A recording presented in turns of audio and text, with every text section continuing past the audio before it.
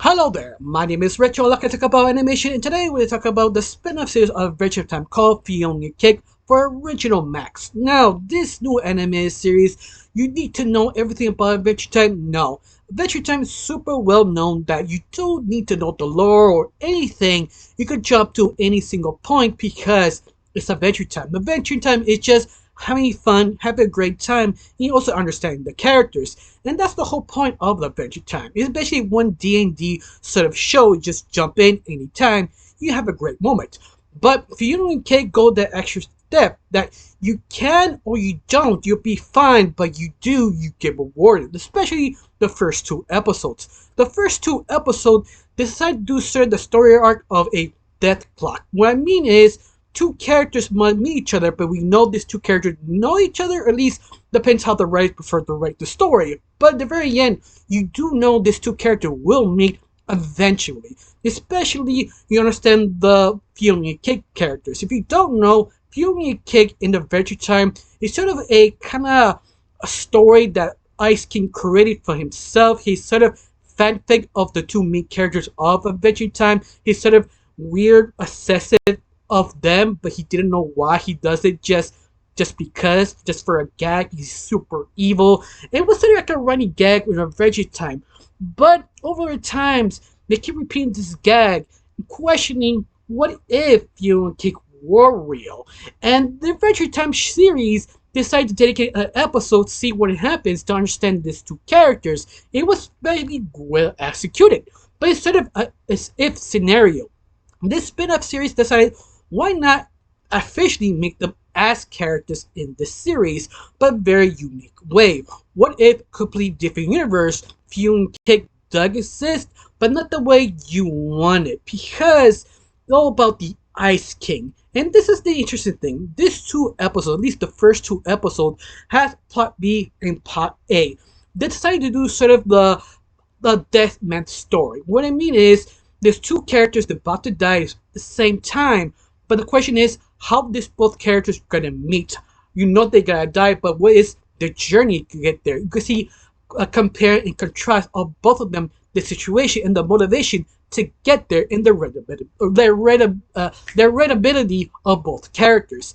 And that's what these two episodes does. The first episode is Fionna Cake. They're sort of introducing them to understand who they are and why they act. Because Fionna is a normal human being with no special abilities. The only thing you know, she's sort of a fanfic of Ice King. But once more, we thought he's sort of his delusions because of his special ability of ice. But they actually are real, but not the way everybody thinks they are. She is just a normal human being who is bored her life, doesn't really know what to do. She's sort of a midlife crisis. She doesn't have a job. She hates everything she does. She just wants magic of the world. Something stop being boring with her cat Cake. But I love it how relatability actually Fionna really is. She's that one girl who doesn't give a crap, but at the same time she does because she needs money. She needs money. She has to be responsible, but she doesn't want to be responsible. But yet she doesn't want to be contained in a box, and that's a sort of her desperate to get out of this sort of box to see something magical and fun. But he keep hitting her a reality of life is just sort of boring and nothing magical till her cat gets sick. But I love it. They keep going back to her dream because her dreams state something is happening, something magical. And that's the thing that makes Fionna so interesting. That she knows something magical. But she's not crazy. She keeps the same dream. It's about her and her cat, and searching for that answer to the very end. They sort of got that answer in a way because it left it sort of a cliffhanger to the next episode. Found the Ice King. Now the Ice King, or Simon, who is a real person he used to be, is sort of the future present state of Adventure Time, or the Bubblegum Kingdom. That he is now normal, he's free from his illness, he does have no magic, but yet he doesn't fit in reality. He is not his own universe, it's a magical place. Even that human society doubled or tripled the amount where he is there, he can't relate to the future humans, he can't relate to the magical creatures, he can't relate to the element or anything. He is out of time. He doesn't fit in anyone. And that is sort of relatable because He tries so hard to move his life, but he can't because a lot of things reminded him of his past. Even Finn, who comes in this episode trying to motivate him to move up, just keep moving life. You're moving your life. There is something to live for. Ice King or Simon can't really go there because he can't relate to anyone. He feels closed off. And that's sort of interesting because left this other question that the other character keep asking him, why not continue your book series of the Fionna Cake stories? Because he wrote them. Well, in a way, yes and no. The Ice King wrote them, not him. He's sort of it's sort of a delusion of him remembering them, but at the same time not really because he didn't write them. But there is something else the Ice King said in the main series that he has delusional things. They were there, but they're not there. And usually he thinks it's just sort of delusions of his special ability, but yet it kind of leads to the side saying maybe they're not delusions, they actually are real things that Simon or aka the Icy could never understand because he never understood his special ability, his ice powers, how powerful he really was. That he's so powerful, slight chance he can actually see other magical creatures or different timelines or different events in different ways or events that he can see but he can predict but he can't do anything because he's never understood it. And I think this is the reason why Fionna King came to his mind why he wrote the stories because Fionna King are actually real because he could see them. But yet we don't know is Simon or the Ice King created Fionna King. If his delusion or his special ability made them exist or actually just see them the other side of different timelines.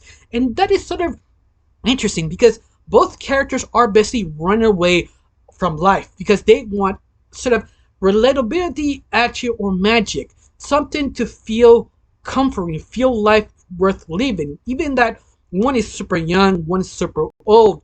Both of them are just so relatable, especially how this series is just so comforting that one of the things I was sort of afraid of the spin-off series, especially how long it took to make them enjoyable, likable, or interesting. Those are the things I was afraid they'd kind of throw away. No, they landed the first couple minutes. It just feels so comforting, so adventure time. Even though it feels a little different, but still feels adventure time.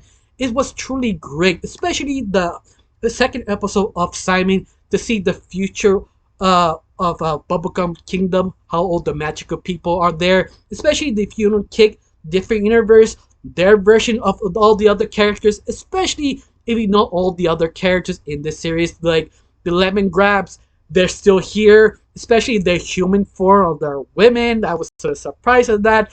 You also have other side characters that you don't realize are them. It actually is them, if you know what I mean.